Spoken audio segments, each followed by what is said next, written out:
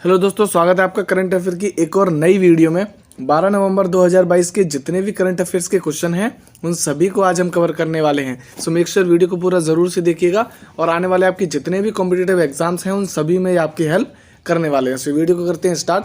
Video को start करते हुए सबसे पहला आज का हमारा क्वेश्चन है कि प्रतिवर्ष वर्ल्ड टेलीविजन दिवस कब मनाया जाता है। ऑप्शन आपके सामने, पहला 21 नवंबर, दूसरा है 24 मार्च, तीसरा है 22 मार्च और चौथा है 13 फरवरी। बेसिकली दोस्तों, जो वर्ल्ड टेलीविज़न दिवस है, जो वर्ल्ड टेलीविज़न डे है, इसकी जो घोषणा है वो संयुक्त राष्ट्र महासभा ने की थी। इसकी जो घोषणा है वो संयुक्त राष्ट्र महासभा ने की थी और इसकी जो घोषणा है वो 1996 में होती है। 1996 में इसकी घोषणा होती है, याद रखना है आपको।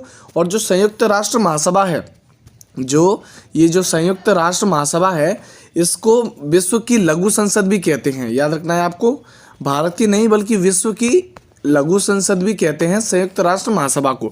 याद रखना है आपको। और इसकी जो एकमात्र महिला प्रमुख हैं, इसकी जो एकमात्र महिला प्रमुख हैं वो हैं विजय लक्ष्मी। याद रखना है आपको, इसकी जो एकमात्र महिला प्रमुख हैं वो हैं विजय लक्ष्मी। और हाल ही में जो वर्तमान में जो प्रमुख हैं वो हैं अब्दुल्ला शाहिद। ये भी आपको याद रखना है, जो अब्दुल्ला शाहिद हैं वो इसके वर्तमान में प्रमुख हैं, याद रखना है। और जो वर्ल्ड टेलीविज़न डे है वो 21 नवंबर को मनाया जाता है, याद रखना है आपको। और उसी के साथ यहाँ पर कुछ और ऑप्शन है, जिसमें से पहला है 24 मार्च। दोस्तों, जो 24 मार्च है उस दिन वर्ल्ड टीबी डे मनाया जाता है। ये टेलीविज़न टीबी है और ये टीबी है जो कि क्षय रोग। तो वर्ल्ड टीबी डे जो है वो 24 मार्च को मनाया जाता है। और जो 22 मार्च है उस दिन वर्ल्ड वाटर डे यानी कि विश्व जल दिवस मनाया जाता है, याद रखना है आपको। और जो 13 फरवरी है उस दिन विश्व रेडियो दिवस मनाया जाता है। और रेडियो दिवस के साथ साथ जो 13 फरवरी है उस दिन राष्ट्रीय महिला दिवस भी मनाया जाता है। ये आपको याद रखना है। 13 फरवरी को एक तो रेडियो दिवस और दूसरा राष्ट्रीय महिला दिवस, ये दोनों ही मनाए जाते हैं, याद रखना है आपको। और उसके साथ इसका जो राइट आंसर है वो हुआ 21 नवंबर। अब हम चलते हैं हमारे अगले क्वेश्चन पर। दोस्तों, अगला क्वेश्चन हमारा कहता है कि हाल ही में किसने निकोबारी होदी शिल्प के लिए भौगोलिक संकेत जीआई टैग के लिए आवेदन किया है। ऑप्शन आपके सामने, पहला दार्जिलिंग, दूसरा है बिहार, तीसरा है अंडमान निकोबार और चौथा है मणिपुर। बेसिकली दोस्तों, जो जीआई टैग है, जो भौगोलिक संकेत यानी कि जो जीआई टैग है, इसका जो अधिनियम है वो 1999 का ये अधिनियम है, याद रखना है आपको। ये जो अधिनियम है वो 1999 का अधिनियम है और 2003 में इसको लागू किया गया था, याद रखना है आपको। 2003 में इसको लागू किया गया था और भारत का सबसे पहला जीआई टैग 2004 में दिया गया था, जो कि था दार्जिलिंग की चाय।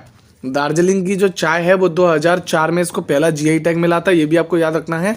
और हाल ही में जो नया जीआई टैग मिला है वो मिला है मिथिला मखाना को। जो मिथिला मखाना है उसको हाल ही में नया जीआई टैग मिला है, जो कि बिहार का है, याद रखना है आपको। और उसी के साथ ये जो निकोबारी होदी शिल्प है, ये जो जीआई टैग है वो अंडमान निकोबार का जीआई टैग है, याद रखना है आपको। और उसी के साथ यहाँ पर जो दार्जिलिंग है उसको पहला जीआई टैग, बिहार का जो हाल ही में नया मिथिला मखाना, याद रखना है आपको। और इसका जो आंसर है वो है अंडमान निकोबार, जिसमें निकोबारी होदी शिल्प को जीआई टैग आवेदन किया गया है, याद रखना है। उसी के साथ अब हम चलते हैं हमारे अगले क्वेश्चन पर। अगला क्वेश्चन हमारा कहता है कि 53वां international film festival of India में किसे Indian film personality of the year 2022 चुना गया है। ऑप्शन है आपके सामने, पहला रजनीकांत, दूसरा है चिरंजीवी, तीसरा है कार्लोस और चौथा है आशा पारेख।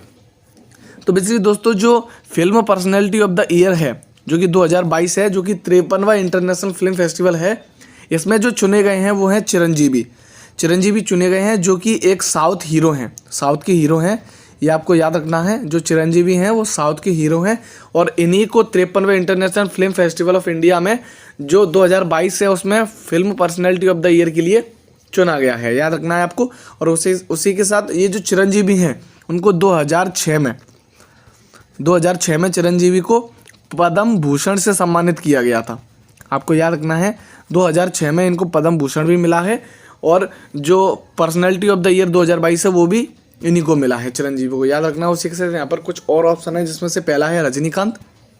दोस्तों, जो रजनीकांत है उनको 51वां दादा साहेब फाल्के पुरस्कार मिला है और जो आशा पारेख हैं उनको 52वां दादा साहेब फिल्म पुरस्कार मिला है, जो कि 2022 में मिला है, याद रखना है आपको। और जो कार्लोस हैं उनको हाल ही में जो सत्यजीत रे लाइफ टाइम अचीवमेंट अवार्ड है उनसे सम्मानित किया गया है। याद रखना है आपको, जो सत्यजीत रे लाइफ टाइम अचीवमेंट अवार्ड है उससे कार्लोस को सम्मानित किया गया है। याद रखना है आपको। और इसका जो राइट आंसर है वो होगा चिरंजीवी। अब हम चलते हैं हमारे अगले क्वेश्चन पर। अगला क्वेश्चन हमारा कहता है कि 22 नवंबर 2022 को पूर्वोत्तर भारत का पहला क्षेत्रीय यूनानी चिकित्सा अनुसंधान RRIUM का जो उद्घाटन है वो कहाँ किया गया है। ऑप्शन है आपके सामने, पहला अरुणाचल प्रदेश, दूसरा है हिमाचल प्रदेश, तीसरा है सिलचर असम और चौथा है केरल। तो बेसिकली दोस्तों जो RRIUM है, RRIUM यानी कि यूनानी चिकित्सा अनुसंधान, इसका जो उद्घाटन है वो सिलचर असम में हुआ है। इसका जो उद्घाटन है वो सिलचर असम में हुआ है। और इसका जो उद्घाटन है वो आयुष मंत्रालय के मंत्री जिनका नाम है डॉक्टर सर्बानंद सोनोवाल, उनके द्वारा इसका जो उद्घाटन है वो किया गया है। याद रखना है आपको। और इसका जो बेसिकली उद्देश्य है वो उद्देश्य है कि जो यूनानी चिकित्सा है उसको बढ़ावा देना, इसका बेसिकली उद्देश्य है। और इसमें जो 48 करोड़ रुपए हैं उसकी लागत आने वाली है। याद रखना है आपको। और इसका जो राइट आंसर हुआ वो हुआ सिलचर असम। अब हम चलते हैं हमारे अगले क्वेश्चन पर। अगला क्वेश्चन हमारा कहता है कि हाल ही में जारी नेटवर्क रेडीनेस इंडेक्स 2022 में भारत कौन से स्थान पर है। ऑप्शन है आपके सामने, पहला 132वां, दूसरा है 135वां, तीसरा है 136वां और चौथा है 61वां स्थान।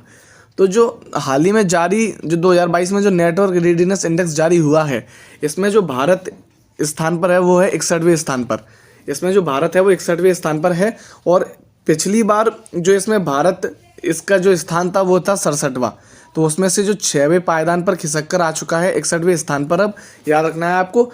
और ये जो नेटवर्क रेडीनेस इंडेक्स है इसको जारी करता है पोर्टुलस इंस्टीट्यूट। याद रखना है आपको।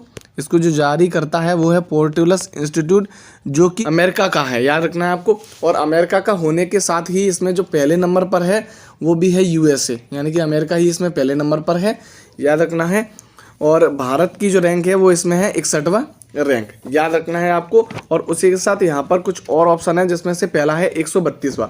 दोस्तों जो मानव विकास सूचकांक है उसमें भारत की जो रैंक है वो है 132वीं। याद रखना है आपको। और जो 135वां है दोस्तों, जो 135वीं भारत की रैंक है वो है विश्व शांति सूचकांक में। विश्व शांति सूचकांक में भारत की जो रैंक है वो 135 है। याद रखना है। और जो विश्व खुशहाली सूचकांक है उसमें जो भारत की रैंक है वो 136वीं रैंक है। याद रखना है। 132वीं मानव विकास सूचकांक, 135वीं विश्व शांति सूचकांक और जो 136वीं है वो है विश्व खुशहाली सूचकांक। याद रखना है। और जो नेटवर्क रेडीनेस इंडेक्स है उसमें भारत की रैंक 61वीं है। उसी के साथ अब हम चलते हैं हमारे अगले क्वेश्चन पर। अगला क्वेश्चन हमारा कहता है कि 25 से 26 नवंबर 2022 को 25वां राष्ट्रीय ई गवर्नेंस सम्मेलन कहाँ आयोजित किया जाएगा। ऑप्शन है आपके सामने, पहला जम्मू कश्मीर, दूसरा है हरियाणा, तीसरा है गुजरात और चौथा है राजस्थान। दोस्तों जो ई गवर्नेंस है इसका जो बेसिकली उद्देश्य है वो ये होता है कि सरकार की जो योजनाएं बनाई जाती हैं वो इंटरनेट के माध्यम से जनता तक पहुंचाई जाए। याद रखना है आपको। जो सरकार की जो योजनाएं हैं वो इंटरनेट के माध्यम से जनता तक पहुंचाई जाए, ये इसका ई गवर्नेंस का सबसे बड़ा मुख्य उद्देश्य है। याद रखना है आपको। और इसका जो 25वां जो सम्मेलन है वो 25 से 26 नवंबर के बीच में आयोजित हो रहा है। और इसका जो आयोजन है वो श्री माता वैष्णो देवी यूनिवर्सिटी जो कि जम्मू कश्मीर में स्थित है, वहाँ पर इसका आयोजन हो रहा है। याद रखना है आपको। और इसका जो शुभारंभ है वो डॉक्टर जितेंद्र सिंह जी के द्वारा किया गया है, जो कि भारत के कैबिनेट मंत्री हैं। ये भी आपको याद रखना है, जो भारत के कैबिनेट मंत्री हैं। और इसका जो आयोजन है वो जम्मू कश्मीर में भी श्री माता वैष्णो देवी यूनिवर्सिटी में इसका आयोजन हो रहा है। याद रखना है आपको। और उसी के साथ अगर आपसे पूछता है कि 2021 वाला कहाँ पर आयोजित हुआ, तो जो 2021 वाला जो आयोजन हुआ वो हुआ था हैदराबाद में।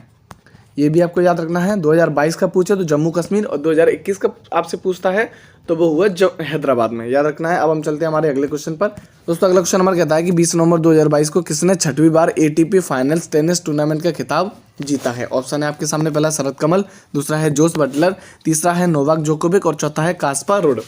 वैसे दोस्तों जो ATP फाइनल्स टूर्नामेंट है इसका मतलब होता है कि साल का अंतिम टेनिस टूर्नामेंट। और ये जो टेनिस टूर्नामेंट है उसमें जो फाइनल्स में पहुंचे हैं वो फाइनल्स में थे नोवाक जोकोविक वर्सेस कास्पारोव। इन दोनों के बीच में फाइनल्स का मैच हुआ था, जिसमें जो विजेता हैं वो कास्पारोव को हराकर नोवाक जोकोविक बन गए हैं, याद रखना है आपको। तो जो छठवीं बार जो फाइनल्स टेनिस टूर्नामेंट की जो खिताब है वो नोवाक जोकोविक ने जीत लिया है, और इनको 21 ग्रैंड स्लैम के जो विजेता हैं वो भी हैं नोवाक जोकोविक, याद रखना है आपको। और उसी के साथ कुछ और ऑप्शन है, जिसमें से पहला है शरद कमल। दोस्तों जो शरद कमल है उनको हाल ही में मेजर ध्यानचंद खेल रत्न अवार्ड दिया गया है। और जो जोस बटलर हैं वो इंग्लैंड के जो टीम है क्रिकेट की उसके कप्तान हैं, जिन्होंने हाल ही में T20 वर्ल्ड कप 2022 में पुरुष वर्ल्ड कप 2022 में खिताब जीता है इंग्लैंड ने, याद रखना है आपको। उसी के साथ इसका जो राइट आंसर है वो हुआ नोवाक जोकोविक। अब हम चलते हैं हमारे अगले क्वेश्चन पर। अगला क्वेश्चन हमारा कहता है कि हाल ही में किसे JCB साहित्य पुरस्कार 2022 से सम्मानित किया गया है। ऑप्शन है आपके सामने, पहला एनी एनॉक्स, दूसरा है खालिद जावेद, तीसरा है रामदत्त मिश्र और चौथा है दया प्रकाश सिन्हा। दोस्तों जो JCB साहित्य पुरस्कार 2022 है वो दिया गया है खालिद जावेद को। खालिद जावेद को ये पुरस्कार दिया गया है, और उन्होंने एक उपन्यास था जिसका नाम था the paradise of food. The paradise of food एक उपन्यास था जिसका इन्होंने उर्दू में अनुवाद किया था, और इसका नाम रखा था नेमत खाना। उसी के लिए इनको जो JCB साहित्य पुरस्कार 2022 है उसके लिए ये अवार्ड इनको दिया गया है, याद रखना है आपको। यहाँ पर कुछ और ऑप्शन है, इसमें से पहला है एनी एनॉक्स। दूसरा 2022 का जो शांति का नोबेल पुरस्कार है वो एनी एनॉक्स को दिया गया है, याद रखना है। और जो रामदत्त मिश्र हैं उनको सरस्वती सम्मान से सम्मानित किया गया है, याद रखना है। और जो दया प्रकाश सिन्हा हैं उनको हिंदी भाषा में जो साहित्य अकादमी पुरस्कार है वो दिया गया है, याद रखना है आपको। इसका जो राइट आंसर हुआ वो हुआ खालिद जावेद। अब हम चलते हैं हमारे अगले क्वेश्चन पर। अगला क्वेश्चन हमारा कहता है कि 21 नवंबर 2022 को कौन सा देश 2022-23 सत्र के लिए global partnership on artificial intelligence GPAI की अध्यक्षता कर रहा है। ऑप्शन है आपके सामने, पहला भारत, दूसरा है फ्रांस, तीसरा है इंडोनेशिया और चौथा है उज्बेकिस्तान। दोस्तों जो ग्लोबल पार्टनरशिप आर्टिफिशियल इंटेलिजेंस है इसका जो शुभारंभ है वो 2020 में होता है, और जो भारत इसका मेंबर है वो शुरुआत से ही इसका मेंबर है 2020 से ही। तो आप इसको कह सकते हैं कि भारत जो है वो इसका फाउंडर से ही मेंबर है इसका। तो आप याद रखिए, जो भारत है वो इसका फाउंडर से ही मेंबर है। और उसी के साथ अभी तक इसकी जो मेज़बानी या अध्यक्षता कर रहा था वो फ्रांस कर रहा था। अभी तक इसकी जो अध्यक्षता है वो फ्रांस कर रहा था, लेकिन जो 2022-23 के सत्र है उसकी जो अध्यक्षता है वो भारत करने वाला है। ये आपको याद रखना है, जो 2022 और 23 की जो अध्यक्षता है वो भारत करेगा, याद रखना है आपको। और उसी के साथ जो G20 2022 की जो अध्यक्षता है वो इंडोनेशिया यानी कि बाली इंडोनेशिया में हुई थी, याद रखना है आपको। और उसी के साथ ये जो उज्बेकिस्तान है वो 2022 में SCO की जो अध्यक्षता है वो उज्बेकिस्तान ने की है, जो कि समरकंद उज्बेकिस्तान में हुई थी, याद रखना है आपको। और इसका जो राइट आंसर है वो होगा भारत। अब हम चलते हैं हमारे अगले क्वेश्चन पर। अगला क्वेश्चन हमारा कहता है कि किस राज्य में सीता माता की 251 फीट ऊंची प्रतिमा स्थापित की जाएगी। ऑप्शन है आपके सामने, पहला पाली राजस्थान, दूसरा है लातूर महाराष्ट्र, तीसरा है सीतामढ़ी बिहार और चौथा है साधुपेट द्वीप गुजरात। तो बेसिकली दोस्तों जो सीता माता की जो 251 फीट की जो ऊंची प्रतिमा है वो स्थापित की गई है सीतामढ़ी बिहार में। 251 फीट ऊंची जो सीता माता की प्रतिमा है वो स्थापित की गई है, और इसका जो निर्माण है वो रामायण रिसर्च काउंसिल ने किया है। रामायण रिसर्च काउंसिल ने इसका निर्माण किया है, याद रखना है आपको। और उसी के साथ जो सीतामढ़ी बिहार है यहीं पर जो भारत का पहला सांस्कृतिक दूतावास केंद्र है, इसकी भी स्थापना यहीं की जाएगी, याद रखना है आपको। और उसी के साथ यहाँ पर कुछ और ऑप्शन है, जिसमें से पहला है पाली राजस्थान। दोस्तों जो पाली राजस्थान है वहाँ पर स्टैचू ऑफ पीस स्थापित है, याद रखना है आपको। और जो लातूर महाराष्ट्र है वहाँ पर स्टैचू ऑफ नॉलेज जो कि डॉक्टर भीमराव अंबेडकर जी की मूर्ति है वो स्थापित है, याद रखना है आपको। और जो साधुपेट द्वीप गुजरात है वहाँ पर सरदार वल्लभ भाई पटेल जी की मूर्ति स्थापित है, जो कि 183 मीटर ऊँची है, याद रखना है आपको। और उसी के साथ के कुछ महत्वपूर्ण प्रश्न, जिसमें से सबसे पहला है कि स्टैचू ऑफ इक्वलिटी कहाँ पर स्थित है। दूसरा क्वेश्चन आपके लिए कि विश्व शांति सूचकांक में भारत किस स्थान पर है। और तीसरा आपके लिए क्वेश्चन है कि सरस्वती सम्मान किसे दिया गया है। तीनों ही जो क्वेश्चन हैं, इन तीनों ही क्वेश्चनों की जो चर्चा है हम पिछले 10 क्वेश्चनों में कर चुके हैं, इसलिए आपको इनके जो आंसर हैं वो कमेंट बॉक्स में कमेंट करने हैं। और उसी के साथ आज की आपकी आंसर की आप देख सकते हैं। और अगर आपको इसकी जो PDF है वो डाउनलोड करनी है तो डिस्क्रिप्शन में PDF की लिंक दी हुई है, वहाँ से जाकर आप PDF को डाउनलोड कर सकते हैं। रोज़ करंट अफेयर पढ़ने के लिए चैनल को सब्सक्राइब जरूर से कीजिएगा। मिलते हैं किसी नेक्स्ट वीडियो में, तब तक के लिए जय हिंद।